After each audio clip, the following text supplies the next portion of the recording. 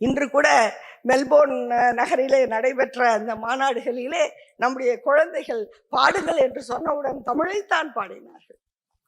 தமிழ் நம் உயிர் என்பதில் நிச்சயமாக நாம் இன்னொரு ஒரு நிலை எடுக்க முடியாது. ஆனால் அதையும் தாண்டி நாம் யார், நமக்கான அடையாளம் என்ன என்று சொல்லுகின்ற பொழுது, நாம் பெரியாரியலாளர்கள், நாம் அம்பேத்கரை போற்றுபவர்கள், அம்பேத்கரை தலைவராக ஏற்றுக்கொண்டவர்கள் என்று நினைக்கக்கூடிய, என்று ஏற்றுக்கொள்ளக்கூடிய தமிழர்கள் இன்று ஒருங்கிணைந்து இது போன்ற அமைப்புகளை ஏற்படுத்தி இருக்கிறார்கள்.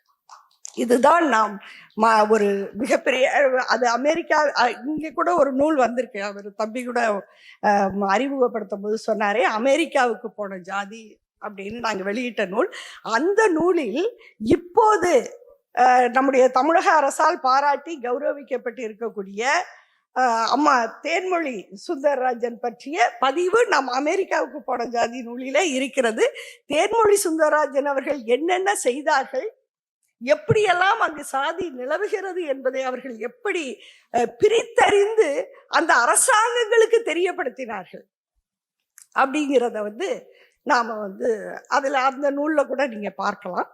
இப்படியான பணிகள் தேவைப்படுது, இப்படியான பணிகள். ஏன்னா ஏற்கனவே அவர்கள் அதை தொடங்கிவிட்ட காரணத்தினால் அதற்கான நம்ம மெல்போர்ன் கான்ஃபரன்ஸ்ல கூட அதைத்தான் சொன்னோம். எப்போது சாதி வருணம் என்கின்ற வைரஸ் அது நேரடியாக வராது, உங்களுக்கு அது நேரடியாக வராது. அது என்னவாக வரும்?